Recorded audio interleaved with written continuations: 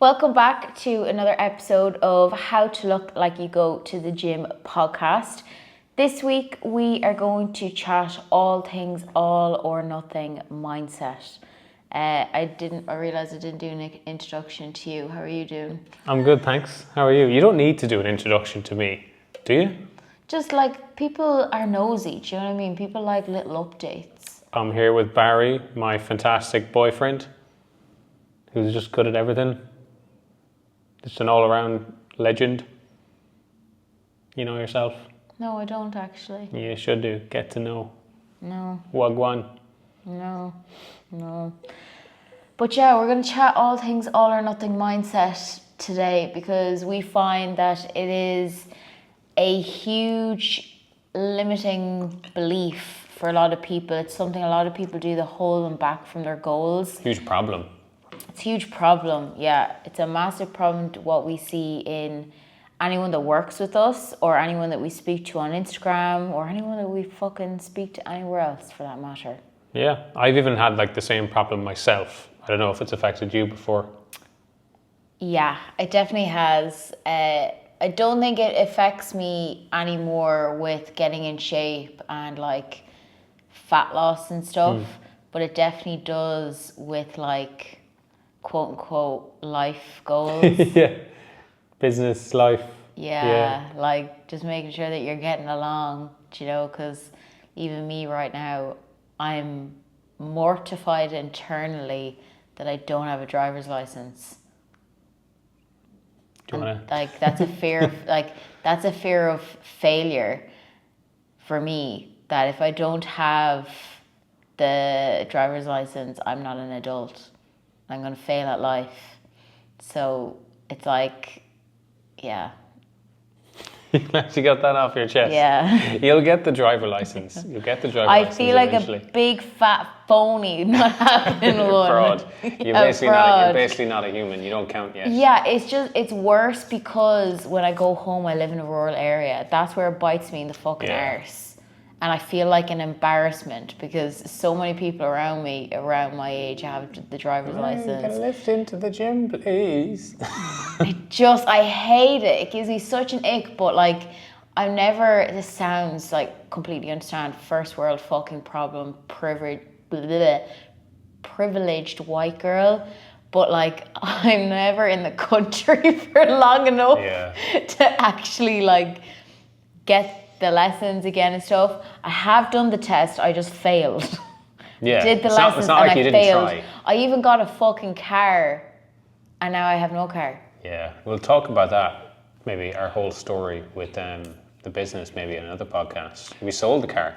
Oh, we did, the washing machine, yeah. Yeah, the washing machine. Volkswagen up. I loved that car, but yeah, that's where I have a bit of an all or nothing mindset when it comes to like life progressions. That's where it still affects me, I think. Yeah. I mean, the points, so I'll go through the points that we'll cover in this. We're basically going to define what the all or nothing mindset is, so we're both on the same page. We'll talk about why it's a problem, why you need to fucking do something about it, because you do. How it actually happens, like psychologically, why we do it, and then some strategies to fix it and improve it. We've actually did like a full research review using ChatGPT's. It has a new research feature where it can like look at research and summarize it. It took it like 15 minutes to do, by the way. It's the real deal.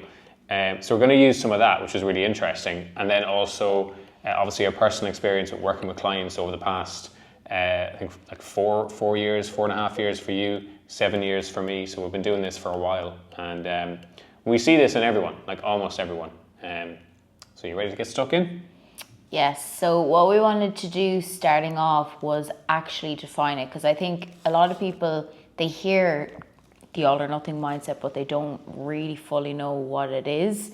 And it's defined by a very fancy word, dichotomous thinking, which in simple terms basically means black and white thinking, where it's either all in or nothing, coming from the all or nothing mindset. And it's where we view situations in, I suppose you could say, an extreme light. So that's where you think, say if you're going on a diet, you need to cut out everything or not do it at all. There's no grey area. And that's, I suppose, what we would define as what Yeah. it is. Perfect example with the diet. Yeah, if I'm not, you would also say if I'm not 100%, I'm 0%. Yeah. Like there's no such thing as the in between. And I just see it so many times. I fuck so many people up when it comes to their goals, and it fucks with their brain way more than it needs to. Yeah, well said. Yeah, that's it. So basically, one of the big reasons that this is a problem is because it results in you self-sabotaging, right? So we have this all or nothing in place, and we have that as a habit. Maybe we even think it's beneficial, so you can like fully commit to something at the right time. But what happens is that when stuff inevitably goes wrong, because life is life and it will throw you curveballs. Life is life. Like think of every time you try to stick to a diet. Something always fucking happens. It's a family holiday. Someone comes to visit. Someone brings fucking Pringles to your house. I don't care what it is. You get Someone's sick. confirmation. Someone's confirmation. Something will happen that will throw you off. And when you don't account for that and you have the all or nothing mindset, you have no option. You can't be perfect in those scenarios, right? And so if you're 100% or 0%, the only option you have left is to go to 0%, and you throw in the towel in your goals. And every time you do this, which will be multiple times per year, by the way, and for a lot of people, multiple times per month, based on how unpredictable your life is, every time you do this, you're essentially just going to lose progress, right? So it's like playing a video game where you play the video game when you have time, and then whenever you don't have time to play the video game, you just start deleting all your fucking save files so that you start from scratch every time. So you end up never building momentum, and you become the type of person that loses 5 kilos and then puts it back on. Loses 5 kilos and then puts it back on. And so it actually, even though you're this person, you think you're fully committed and you're hardcore and you just go for it, you actually end up taking longer to get the same results as someone that's a little bit more flexible, which we'll go into in a second, like how to make that change. Because they can do it in like 1 to 2 years. For you, you're stuck in this fucking cycle for 20 years until you fix it, which is hopefully what we're going to try and help you with in this podcast. So stick around. Yeah, I see that happen quite a lot. Like when you mention there the 5 kilos on, 5 kilos off, you might think that you've made progress, but you actually say you do that beginning at the start of the year, but you're actually then in the exact same position coming into the next year after that, or you could say the end of that year. That's a shit feeling. Yeah, you're still at the same bullshit. You haven't changed who you are as a person. You haven't changed how you think, how you use your brain, and ultimately that is the requirement for you to lose weight and keep it off. If you happen to be at that level already with your brain, fantastic. All you need then is just structure. You need to stick to the plan. But it doesn't matter how right that you get things or how much willpower you have. If you have the all or nothing mindset, it's just not compatible with getting in shape and maintaining those results long term. Long term being the key part there as well. Yes. Yes. So what we want to go through then is like how it happens. And a lot of people don't realize this with the all or nothing mindset, that when they do this, they actually, it covers as a coping mechanism. So it is easier for you, and I actually wrote down a few notes on this just because there's actually a few things that I want to go through. But when it is a coping mechanism for a lot of people, it helps with them have a sense of control, so that if they have a set of strict, rigid rules, it's so much easier to follow rather than being flexible, right? Because it takes less thinking. It's very much like, people approaching a diet with good and bad foods, or even, you could say in a way, yes or no, there's no maybe in the middle. Another example of this as well is if someone is faced with a unexpected challenge, which we all are. So like, as an example, if you are a parent with a gaggle of kids, you might realize that you only have 30 minutes to work out. But because of you using this as a coping mechanism and you having the all or nothing mindset, you then decide to not bother at all because you only realize you have 30 minutes to work out, rather than saying, okay, something is always better than nothing. And I think this is where the mindset side of things has such a big role to play on how you approach fat loss long term, but also being able to keep it off. Because I truly believe mindset is the biggest thing that you actually need to improve on when it comes to losing the weight successfully, but also being able to keep it off for someone that has an all or nothing mindset. I feel like you're threatening me, looking at me. But yeah, I agree, definitely.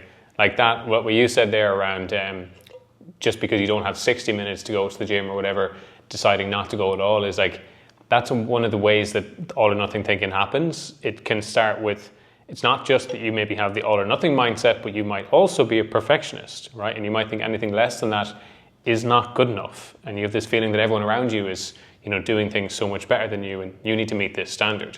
But the thing is that it's never about what we do within one day or one moment. Great things are achieved from consistent behavior over time, from habits, right? So to be consistent with something over time, you can't be perfect because life is unpredictable and will throw you curveballs. So the people that end up making the best transformation or actually looking like they go to the gym are by definition the people that will be able to fuck up and get through that. And so they can't have a perfectionist mindset, because if they do, they'll just constantly set goals that they won't be able to meet. And when they can't go to the gym for 60 minutes and they decide not to go, it means that they're just going to miss out on progress. So if you're someone that doesn't have that perfectionist mindset, you go, right, I don't have time for the gym today in my usual session, but I guess I could do 30 minutes, which wasn't the initial goal, but it's better than doing nothing. And so that's one way your brain needs to change to move away from that to make more progress. This is something with perfectionism as well, moving away from a coping mechanism. You could argue that being a perfectionist, not perfectionism, pianist, that is also a coping mechanism. The perfectionist mindset can lead to the all or nothing mindset, but I think I do agree that one of the ways it happens is through a coping mechanism. So let's say, for example, that you have an all or nothing, like you're just very stressed. You're trying to meet these perfectionist standards, right? And then the all or nothing mindset becomes this relief, because you can say to yourself, I can't go to the gym for 60 minutes, so I'm just not going to do anything. I forgot to meal prep this week, so I'm just going to eat pizza every day. I'm just going to eat like shit. And so that's that instant relief. That's the coping mechanism. The coping mechanism is going from 100% to 0% and almost having that deep breath out, like, fuck, I have no responsibilities. I don't have to worry about anything. And so if that's a main coping mechanism for you, it's not compatible with long-term progress, because you keep losing your progress. That's a whole other episode we could also make on, is like taking responsibility and ownership over your stuff when it comes to making progress as well. Next episode, maybe?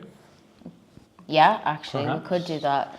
The other thing I just wanted to touch on as well is with the all or nothing mindset, because we brought up perfectionism, is what that also looks like is someone views fat loss as, getting rid of all the bad foods. And what that often looks like, and what we see a lot of people do, is if they want to lose weight, the quickest way they think to get there is by removing all the things that they label as bad.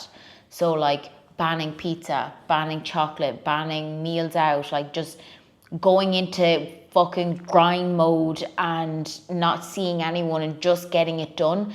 But the reality is that's going to make it so much harder for you to maintain that fat you've lost. Cool, you could lose 10 kilos by doing it like that.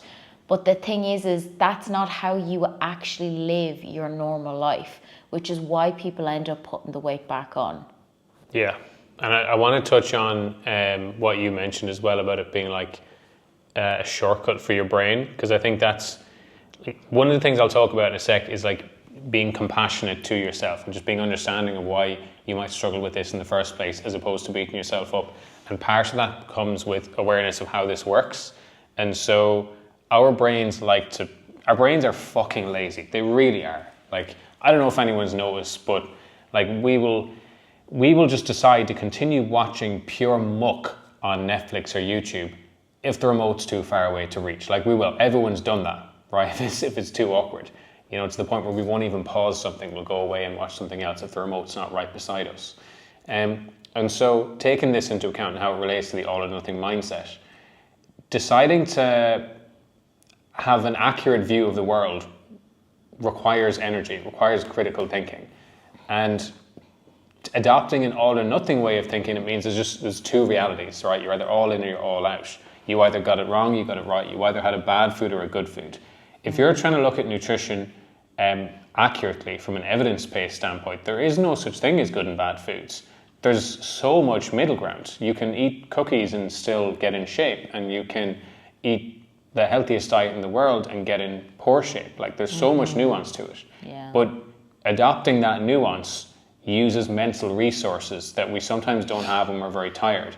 And so it becomes very efficient for our brain to use something like the all or nothing mentality as a cognitive shortcut so that we have to think less. So just being aware that that's something that your brain likes to do to try and save energy because it's fucking lazy is helpful in understanding why you might be doing it. Also, just taking a 1 minute break to remind you to make sure that you rate the podcast 5 stars. We only expect 5 stars, no lower than that, otherwise Barry's going to come to your house and eat your biscuits. I will, they're tasty. The only reason we get you to rate the podcast 5 stars is because it pushes our podcast to similar listeners like you, because we want to help more of you. And also, if you want to be notified anytime that we upload a new episode, make sure that you hit the follow button on Spotify. Now we'll get back to the episode. So I had down next basically how to fix the all or nothing mentality. You're not going to fix it in one day, guys. It's not going to happen, but it starts with building awareness. Now, the good news is listening to this podcast and us talking about how it works, why it happens, the downsides of it, is literally doing just that, okay? You're becoming more aware of it. So what you'll find is after listening to this, you will notice yourself saying things like, oh, I've just had a bad food, or I've fucked up my diet, or I've ruined everything, or oh no, I can't go to the gym now because I fucked up my time management. You'll notice yourself doing things more often, and part of your brain will go, oh, is that the all or nothing mindset? And you catch yourself. So first of all, you basically just need to build that level of self-awareness, step 1.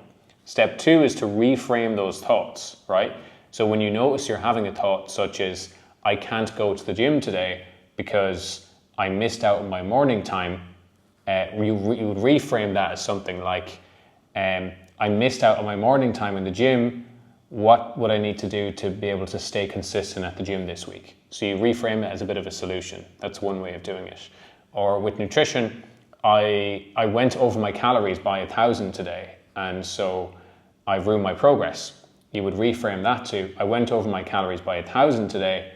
What do I need to do to tomorrow to make sure I'm back in the wagon, right? So again, you're reframing that as like the next action that you need to take, rather than this defeatist mentality of saying, I fucked it, I can't do it. You describe the action you need to take following like the mini failure, right? So that's step 2. That's huge. That takes time, right? And then step 3 is another step on from that, is to set realistic goals and embrace imperfection in the first place. Do you want to talk a bit about that? Yeah, so one example that just came to my head there is like, just say for sake of argument, you have a fat loss goal where you need to lose 25 kilos, right? There is no point you looking at where you are now and your next goal is to hitting 25 kilos of fat loss. Break it up in chunks. That's going to help so much more, and it's easier to set smaller goals because the smaller goals are more achievable. The more than you, regardless whether you're taking that, say for example, in 3 to 4 kilo chunks, no matter how many of those you're tipping away at, regardless, you're getting closer to that long-term goal of 25 kilos. Like, it's an unrealistic expectation to think that that's the only thing that you need to focus on. Even that in itself, you could break that down. If your eating habits are absolute dog poo and you're skipping main meals, the first thing you could even work at and setting a small goal is to plan on incorporating breakfast, lunch and dinner. Yeah. And by the way, if you're watching this on YouTube, you will have just seen us fucking teleport, and that is because the window overheated the camera and shut it off, so we had to change our video and location. So we were just talking about how important setting realistic expectations and goals are to improving the all or nothing mentality, and Tegan mentioned some really good ones. But an example of some of the really poor ones is setting goals to just exclude foods. Like, I know Lent is around this time and whatnot, but Lent is absolutely, it's a terrible idea to restrict certain foods or just straight up ban them for a temporary period of time if your goal is to lose fat and keep it off or get in better shape. If you want to test your willpower or do that for religious reasons, I think that's different. But if you're just straight up banning a food because you think it will help you with your fat loss goals, it won't. It usually backfires and you'll usually eat more of it because you have the all or nothing mindset. So you need to make sure that you're very careful about the goals you set if you really do want to move away from this fucking dichotomous thinking.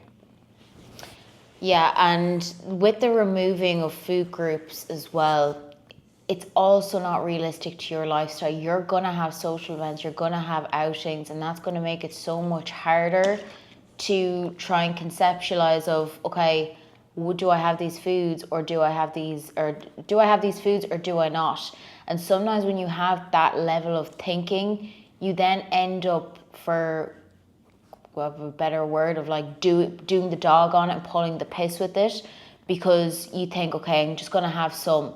And you can't have the idea of that you can have some and not loads. And that's what a lot of people do as well. One thing I do with my clients, especially for the females that love chocolate, is I make it my business, because a lot of them come from the likes of Slimming World and Weight Watchers, where they have literally banned those foods.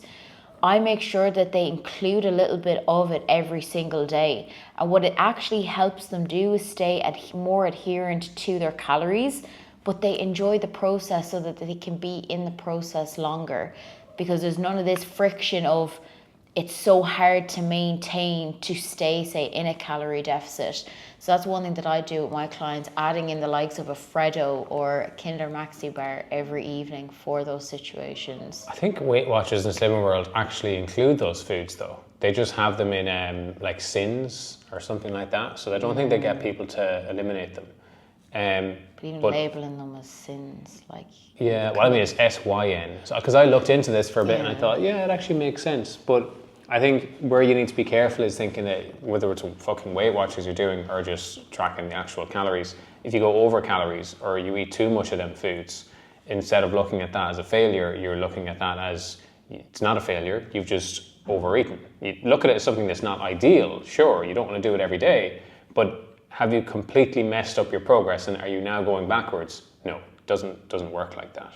And something that helps people get their head around this is understanding how the scales works a bit, that I want to touch on a tiny bit here, because people might think, oh, that's all good and well, Barry, but I've tried eating more flexibly, which is my next point, included, chocolate in the evenings, and the scales just went up. So it's all good and well you telling me all this, but if it means that I'm going to lose progress, then I just need to go back to my all or nothing thinking of removing chocolate completely.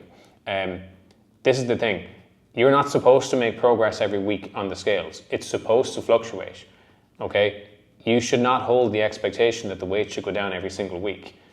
2 to 3 kilos a month is phenomenal for most people, and 1 to 2 kilos weight loss a month, showing up per month, not every single week. You won't see weekly weight loss, but showing up per month on average is good for a lot of people that have shit going on. So keep that in mind as we're giving you this advice.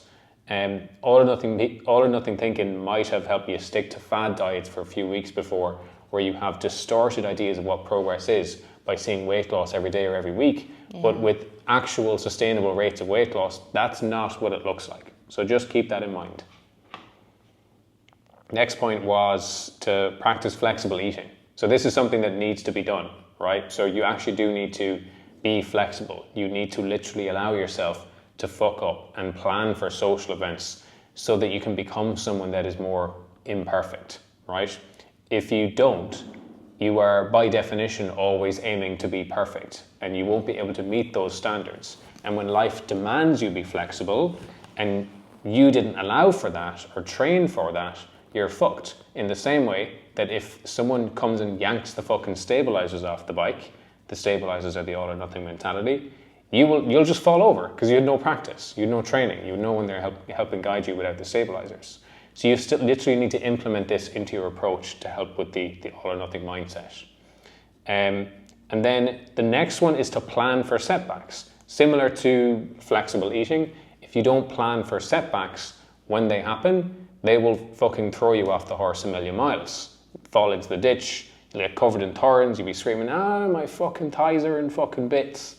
You need to plan for them, right? To know where I was going there. What do you mean by planning for them? So basically, you need to expect that you'll run into plateaus where progress won't happen. You need to expect that the weight will spike upwards after a holiday, which is one a lot of my clients were struggling with recently. And you need to decide what you're going to do in response to that. Because if you don't, and you struggle with the all or nothing mentality, it's very likely that your response to that will be fuck it, and you wait until the time is perfect again before you commit. So an ideal response to that instead is, let's just get breakfast right, okay? I've increased weight, I've overeaten calories, I've fucked up, I've had a setback, I've had an injury, so tomorrow I'm just gonna make sure I nail my breakfast. Okay, so it's focusing on one thing as a way to, the way that you can plan and respond to setbacks. Does that make sense? Yeah, I just wanted to make sure that you defined what a setback was, because some people might not actually know what planning for a setback is, because they might think, but a setback is something that comes up unexpectedly, you know. So definitely with weight plateaus too. One thing that I also see with a lot of women, just when you mentioned about the weight, is when women don't see the weight come down straight away once they start tracking in a calorie deficit. Like, it won't come off just like that. For others, it will. And again, it makes sure that you're not comparing yourself against other people with the way that they're losing weight. Because yeah, they might be doing it in a shitball way. Shitball. They're not going to be the ones that are going to be able to keep it off long term. So yeah, they might technically be making more progress than you, but in reality, they're actually not. Yeah, that's a good one as well to keep in mind. There's 3 more things that you can do here to fix it. There is quite a lot, so don't be afraid to save this podcast, send it to a friend, or even re-listen to it. But you need to work on cultivating self-compassion. And one of the big reasons people struggle with the all or nothing mentality, as we mentioned, is this like fear of failure, or they use it as a coping mechanism. And you might need that if you have a complete lack of self-compassion and you're not able to laugh at yourself when you make mistakes. So first of all, this compassion can come from understanding why you have all or nothing thinking, so you don't beat yourself up when you do hit the fuck it button. It is a shortcut for your brain. Our brains like to take shortcuts. They're fucking lazy. Acknowledge that. Have a bit of a laugh about it. And when you make mistakes and you go back to your all or nothing thinking, instead of thinking that as, I can't change and I'm stuck the way I am, have a bit of a laugh about it. Because if you don't laugh, you'll cry. Yeah, if you don't laugh, you'll cry. And so this just gives you space for longer term behavior change. It allows you to move away from the all or nothing mentality more, with less pain and mental suffering. So self-compassion is actually quite important. The next one then, second last one, is having a growth mindset. So the opposite to this is a fixed mindset. And if you have a fixed mindset, you believe that you are the way you are because it's just the way that you were born, and you have the brain that you have and you can't change it. But this isn't true. Evidence shows that you can change the way you think over time. You can learn how to use critical thinking. You can change the beliefs that you have that change your behaviors. And so even if you're stuck in an all or nothing mindset now, it has no bearing on whether or not that you will be stuck with that for the rest of your life if you decide to change it, right? But if you believe that you can't change it, then you won't. Yeah, that's right? a big one. So just remember that. And that's not true, but it's bullshit. If you believe you can't change it, you're wrong, but it doesn't really matter. It just matters what you believe, right? So decide to believe what's actually true, which is that you can change the way your brain works. You just need to practice it by implementing all these points that I've just talked about here. Changing the way that your brain thinks as well, it's a huge one. Changing the membrane of the brain. Yeah. Insane in the membrane. One thing I want to touch on with that actually, and I think it might relate to a lot of people, and I used to tell myself this story too, because the story you tell yourself, it matters. It really, really does. Like when I was really overweight, like for anyone that doesn't know, like I've lost the guts of, I'd say about 15 kilos. I was quite overweight, and I used to tell myself that, you know, it was my genetics that was at fault. It was my parents' fault. It was my upbringing for my shit eating habits.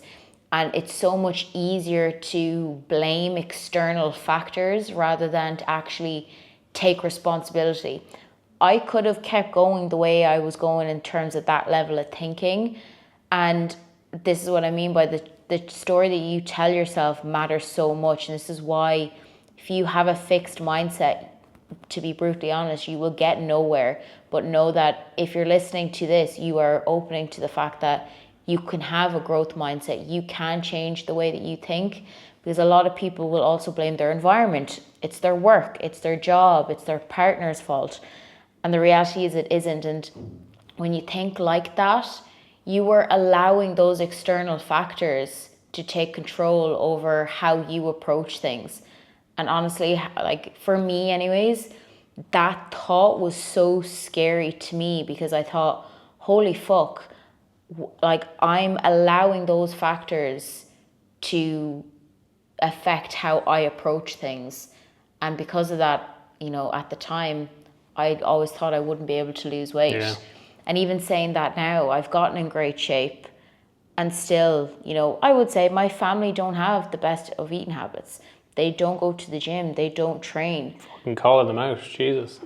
But you'll see with a lot of people, I'm not calling them out. Like, I don't give them shit for it, because quite honestly, it's none of my business. Like, you know, they do what they need to do. But it just, I want to note this on this podcast, that if you are someone that comes from that kind of background, you can change. You don't have to be like everyone else in your family. But also, it's not your genetics. It's not your parents' fault. It's not your upbringing. So I just thought that was important to know, because it's a bit of a deep one. But Definitely. this is why I said earlier, your mindset is so important, because if I had stayed with the same mindset, I would have gotten nowhere. Yeah.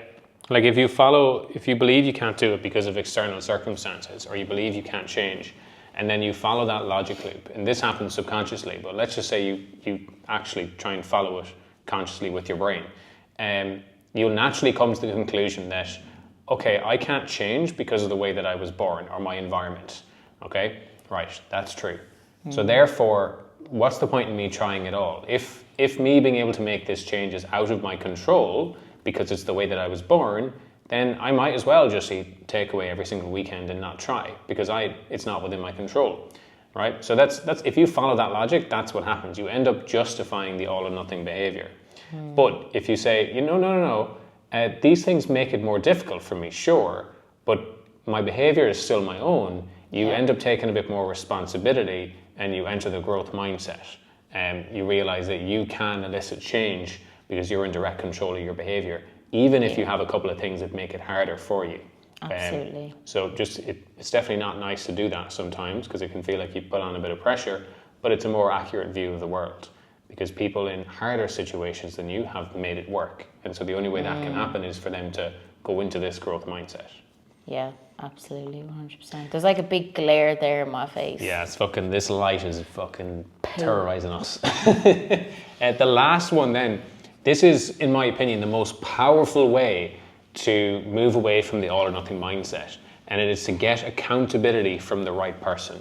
This is not a plug for coaching. This actually works. Don't worry, I'll fucking plug coaching at the end till the sun comes down for anyone that wants help. And I have my own coach, and I'm a coach. That's it. But accountability is something that can reinforce the new way of thinking that you need to move away from the all or nothing mentality. Let me give you an example. Let's say that you overeat your calories and you're working with us, and then we say, and usually your behavior with that is you throw in the towel and you don't get back on track until a month later, but you have accountability from the right person, and you expect them to maybe guilt trip you a bit over it and say, you know, what the fuck, ref, what happened here? Stop shoving Pringles up your ass in your face. I mean, and that doesn't happen. We say instead, it's fine, you're human. Let's get back and make sure you get protein in your breakfast tomorrow morning. It starts to change the way you think, because you're seeing evidence in real time that, okay, well, this person's a coach, they know what they're doing, and they actually expect me to fuck up. And their response to this was very nonchalant. They just expect me to get back to it the next day. Maybe I haven't messed up my progress. Maybe this is just part of what happened. And then we go along the line of showing you results from other clients that have lost 20 kilos, 30 kilos, and they have also made the same mistakes as you, and moved away from the all or nothing mentality. You won't be able to help but question some of the beliefs that you have about whether or not you can change, or whether or not you need to truly be perfect to get the results you want to get. And so this accountability it's almost like you can follow all the other steps I mentioned, but the accountability is like pressing the fast forward button on changing the way that your beliefs work, because it changes your immediate environment. If you can get your family to help you move out of the all or nothing thinking and challenge your beliefs till the cows come home, till the sun goes down, that will help, but you can't. So hiring a coach or getting some form of accountability makes a lot of sense. Yeah, getting accountability will get you there quicker and you won't make as much mistakes compared to doing it on your own. Like, I know myself in the past, if you tell yourself you have a fat loss goal and you tell no one else, and you're telling yourself you're going to track your calories, hit your protein, and if you don't do it on one day, nothing changes because no one knows what's going on. Like, no one knows that you have that goal. It's only with yourself. And that's also why accountability, I think, is really important. And especially getting accountability from someone that understands you and your goals. Doing it with family members can sometimes be quite difficult because they might not share the same view of food and stuff. Like, they might think of there's good and bad food. And if you say you're on a fat loss journey and you're eating a chocolate bar, they're like, sure, what the fuck are you eating that for? You know? So I think that's also why accountability is important, so that you can be honest with yourself, but being honest with someone else helps you become more honest with yourself as well. Yeah, definitely. But yeah, I think it's a great way to speed up trying to improve the all or nothing mentality then, more than anything else, because it forces you to confront all these beliefs that have been holding you back, that have made you an all or nothing person in the first place. It just forces you to confront them faster. Absolutely. But that's everything for this episode. Before I go, if you're someone that needs help with this kind of stuff and you need accountability and you want to work with me or Tegan, just DM either of us Transformation, or was it Transform? Transformation, that's the one. Transformers, Decepticon. Just DM either of us Transform on Instagram and we will get back to you. It's Transformation. Transformation. Fuck. DM either of us Transformation on Instagram and we will get back to you with more information on what that involves and whether or not you're someone we're willing to work with as well and can get you results when we have the time. Okay? But thanks very much for listening or watching. Do you have any final words for anyone, Tegan? If you want some brutal honesty, check out my recent podcast and it's titled "It's All Your Fault." Fuck. So if you want fire lit up your ass, I highly recommend listening to that. There's a lot of mindset stuff in that too. But yeah, I just wanted to do a little plug there because I thought it was really good. And yeah, we'll leave it there. We'll see you in the next episode. Bye.